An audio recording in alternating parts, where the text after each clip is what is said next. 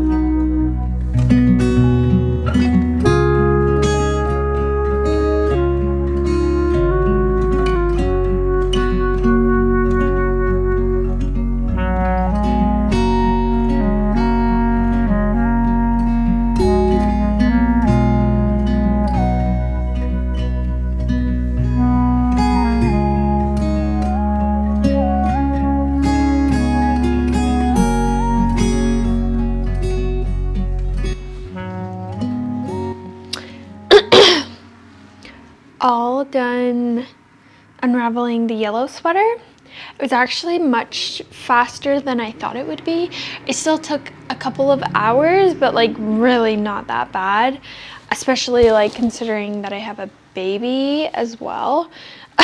So yeah, 5 large balls or cakes of the yellow sweater, and I love this color. It's like very butter yellowy. I can't wait to be able to knit with this at some point, but yeah, really quick. That's 1 sweater down out of 5, and I can definitely get started on another one today. I'll probably wait a little while, since once I get started, I don't really like to stop. I just want to keep on going, so I'll probably wait a little bit and get a couple of chores done. But yeah, good progress. Catch you later. Hi, so we're on day 3 of unraveling sweaters to use the yarn for new things. I didn't film at all yesterday, but this is what I did. Well, I'll talk about this in a video some other time, but I was really wanting to finish a certain knitting project, which I did, so I didn't get around to unraveling sweaters as much yesterday, but this is what I did. I unraveled 1 other sweater yesterday, the pink one. This is how much yarn I got. Not very much compared to the other one or some of the other ones that I'll be working on today, but good enough, you know. It was a smaller sweater, so yeah. Finished that one. It was so nice to unravel too. Like, if you've ever unraveled sweaters, you know that like some are easier than others. Like with the yellow sweater, it was pretty easy for the most part, but there were a few places where like you probably won't understand this unless you knit, but there were a few places where there was 1 thread and then there was a second thread that followed it. And so you had to like unravel them simultaneously. Not sure if I said that right.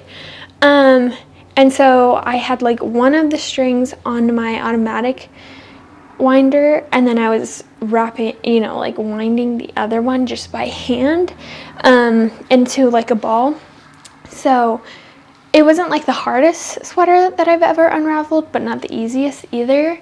But surprisingly, this pink one was incredibly easy to unravel. So that was really nice. There was just 1 strand through all of it, which is shocking because it was a cable knit sweater. And in my experience, cable knit sweaters usually have 2 strands at least, but just 1 through the whole thing. And it was such a joy to unravel. So today I'm going to start with this big pinkish reddish sweater. Hopefully it'll be easy like the other ones, but yeah, This one's maybe my largest sweater. It's definitely got the most dense yarn and fabric. So yeah, this is the one I'm going to start with today. I kind of wanted today to be the last day of unraveling sweaters, but I still have 3 more. And so far I've only like done 1 per day, but who knows? I think I could for sure do 2, or like maybe 2 and get another one started. I'm not doing any knitting today. I'm just going to focus on unraveling these sweaters so that I can get this video out to you guys. So I'm just gonna get started. Through this whole process, I've been listening to the Hunger Games books. I love doing something else while I'm crafting, like watching YouTube while I knit or watching a movie while I knit. My latest obsession is listening to books on the Libby app, so like for free, while I craft. And right now I'm on the Hunger Games series. I'm on book 2. I've never read them or listened to them, and I'm enjoying it. So I'm gonna get back into that and start unraveling that sweater. So actually, I should probably have lunch first, but yeah, let's just get into it. Okay, I just wanted to kind of show my process for getting started with unraveling sweaters. And basically my first goal is to just separate all of the pieces, because this is typically how they're made up. They're, typically, unless they're handmade or something like that, knit flat in flat pieces and then seamed together. And then you can take those seams apart, either just by like cutting the stitches that hold them together, or you can sometimes find what I call the magic string that kind of unravels it all. And that's what I usually do, is I find the end of the string that like kind of unravels it. So that probably doesn't really make a lot of sense, but this is that sweater all taken apart in its separate pieces. So we've got many pieces because it's a cardigan and not just a sweater. So, and it also has like some weird collar pieces. So it's got back, front, sides, 2 sleeves, and 2 collar pieces. And this is it all taken apart. Actually, I just realized there's also button bands and pockets on the front pieces that I'll have to work on too. So this one is kind of complicated in that sense, where it's got a lot of different pieces, but when you take it all apart like this, it really simplifies it. So if you want to attempt this someday, that's where I recommend starting, is just by separating the pieces so that they're easier to unravel. We got a little doggy in the shot, but anyways, I'm gonna get started on unraveling these now.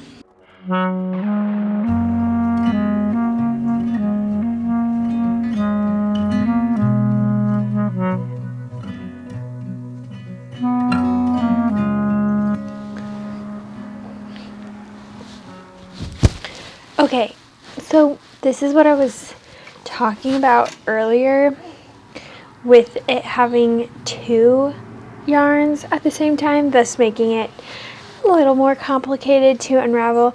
It's fine though. It's not like undoable. It's just like not as easy. So we have 1 yarn here and 1 yarn here, and this one unravels and then it gets stuck. And then I have to pull the other one and unravel it until it gets stuck. And then this one, and then it's just like back and forth and back and forth. And the yarns are like building on each other. And it's fine. It's not like you can't do it. It's just a little more difficult. So like I have my automatic winder going here, and I'm creating a little yarn ball just with my hands at the same time. And it's more time consuming, but it's fine. You can do it. And at the end, when I finish the piece, I will just join the yarns together just with a knot. And yeah, that's just kind of how it goes for some of the sweaters. Actually, I find that to be something that occurs more often than not, at least in cotton sweaters. I can't recall with other sweaters, but it happens frequently with cotton sweaters, and that's okay. It's just how it works sometimes. So, yeah, making okay progress.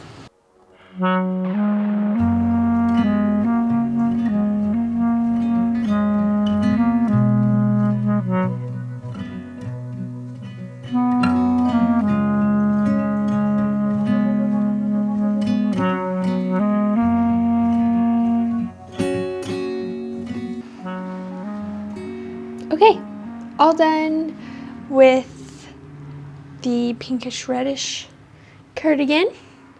I got a lot from this one, 7 cakes of yarn. That's the most so far. It's a thicker yarn than the other ones, so maybe that's why it ended up being so many, but it was a larger piece too. But yeah, that feels great. I'm making great progress. I think I started unraveling them at 1 and it's 5. So 4 hours is not like the best and not the worst either, but I'm pretty sure this was the largest piece. So all of the other ones should be faster, I think. Well, I just have 2 left. So I'm definitely gonna be able to do another one at least today. And I'm hoping to finish the third too, but we'll see. It depends. I'm gonna have to make dinner at some point. So yeah, it looks great. Also, my daughter is taking wonderful naps today, so it's giving me a really great opportunity to work on unraveling these. So I'm gonna move on to the white one, and hopefully it's really fast.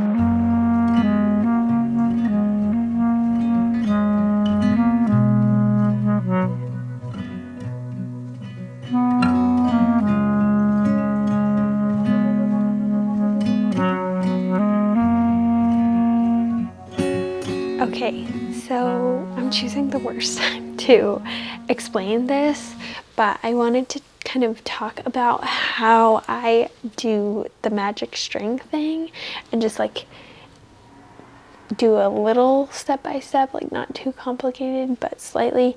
I picked the worst time to explain it though, because now it's dark outside and dark in here, but I'll do my best. So I'll turn the camera around and kind of show you the trick. Okay, again, I apologize because the lighting isn't great, so this is not going to be the easiest to explain, but when you buy sweaters that are constructed in a way that you can unravel them, they're usually held together by just threads. Like they're sewn together at the seams.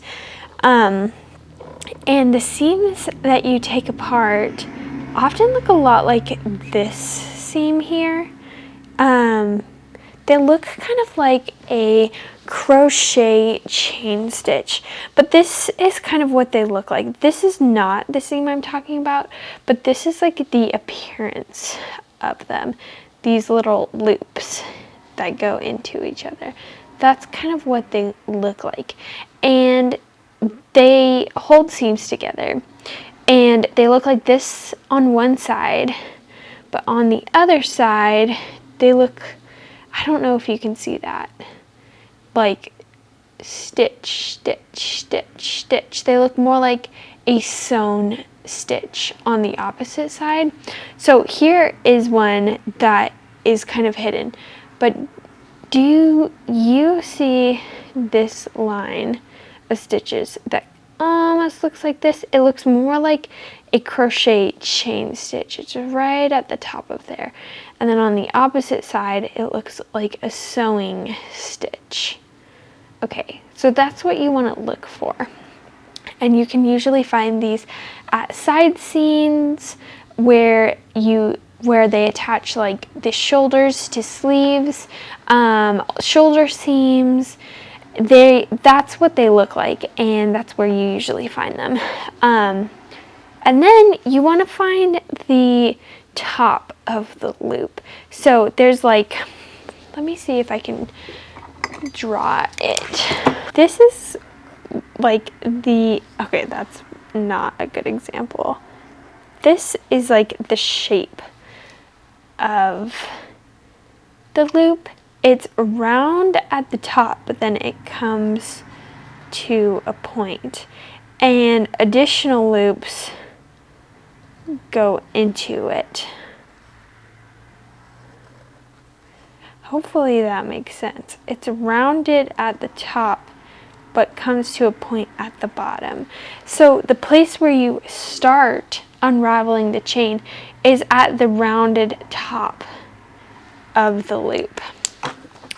And when you look for these stitches, usually it's on the right side. So if you're looking at the stitch right and the loop is going, it's at the right side typically. This doesn't make any sense, so sorry. I'm trying to my best. But then you want to kind of just start trimming. So I usually try to find the last loop of the chain. So let's see, there's one here, but this one's a little more obvious. So I'm just going to pick up those 2 threads that make up the loop and snip it. Then I'm going to pick up underneath the next loop and just pull it up. And see, it leaves that cut loop right there. But even more than that, I'm going to take the next loop and pull it up again. Okay, so now I have this loop, that loop, and the cut loop. But I'm going to pull the farther right loop. Is it focusing? It's focusing on my finger. And pull. Do you see that? That's why I call it a magic stitch, because once you find the stitch that starts it, it just keeps going. Okay, and then now it's ready to unravel. So now I can just find the end. Actually, usually what I do is I just pull in the middle, and there's the end. And now I have my string to start unraveling. So it's a little tricky, and no sweater is perfect. Sometimes you kind of have to trim things. Sometimes you lose stitches, or lose thread because stuff happens. But that's kind of the trick. And you can find that thread at the top of pieces. You can find it where it seams the pieces together to make the sweater. And once you figure out and practice that trick, that will be your key to unraveling sweaters. So let me know if you have any questions about that. Hopefully that was somewhat helpful. Okay, the white sweater is all unraveled. I got 5 cakes from this one. This one was really easy to unravel, luckily. So that was really nice. And now I just have one more. Just have this one left. It's 10 p.m. but my husband's still working on a couple of things, so I'm just gonna get it started. I probably won't get super far, but even if I can just get it into separate pieces, that would be great. So I'll probably work on it for like another hour-ish, and mainly my goal is just to get it like separated into other pieces, but I'll probably just check in with you guys tomorrow. Good morning.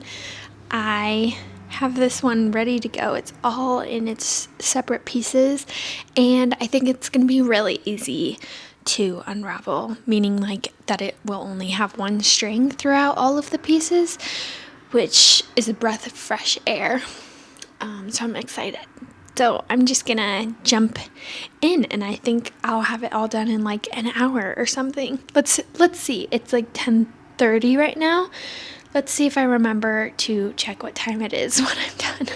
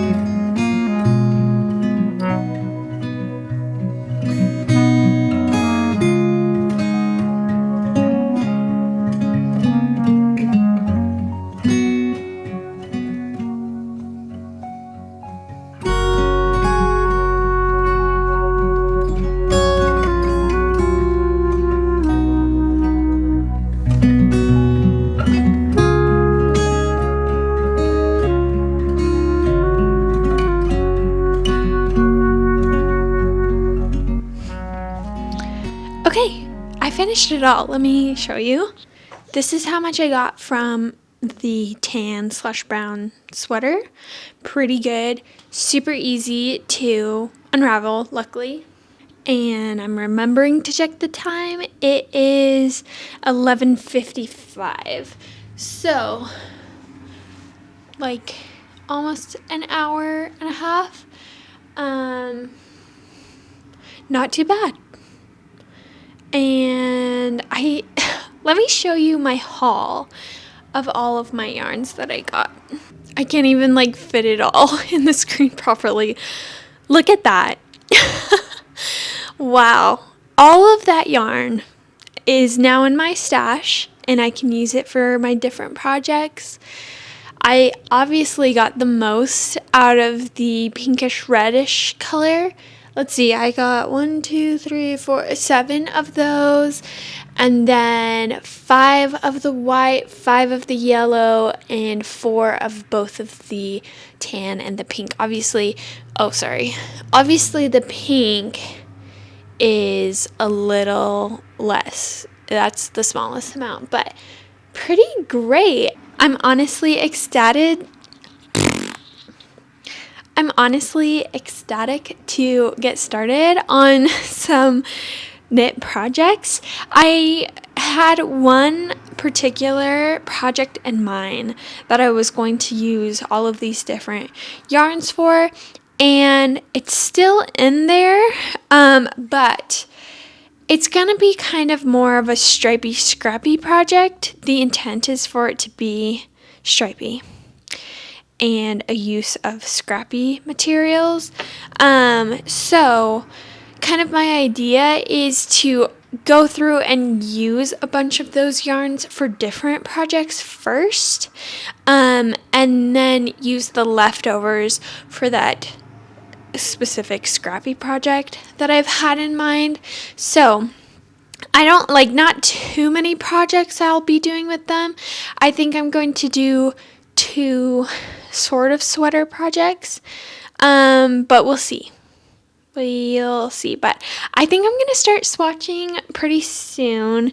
I just have some other projects that I really should get done first, and but I think a swatch would really help curb my appetite for starting a whole new project. So I think I might swatch a little bit, but first I really got to clean my apartment, because while unraveling all of these sweaters, I've sort of neglected my chores. So I have lots of laundry and vacuuming and mopping to get to. So thank you so much for joining me for this video. I hope it was entertaining and maybe a little helpful if this is something that you're interested in doing. I personally find so much satisfaction in unraveling sweaters and reusing the yarn. I just think it's a really great use of thrifted items. A lot of the times the items that I unravel are sweaters that aren't super cute. I mean, like, the ones that I unraveled for this video were all pretty good, except for the red sweater. That one was a little weird to me, but maybe someone would have adored it. I don't know. But this is a great way for me to feed into my hobbies without over consuming, and it's also really affordable. Let me see if I can remember the prices for everything. So for the pink sweater, I think I spent $6. The yellow sweater was $10. The red sweater was $6.50. The white sweater was $6. And the brown sweater was free. So what is that all added together? 6, 12, 22, 28 and a half. 28 and a half for everything. All of that yarn. Which is extremely affordable. I can make multiple sweaters and items from it. At least 3 is what the plan is, which is fantastic. Really, really great and affordable. So let me know if you have any questions about this process. I would love to help in any way that I can. If you've watched to the end, please like this video and subscribe to my channel. I would love any support I can get from you guys. Comment down below, and I will see you guys in the next video. Bye.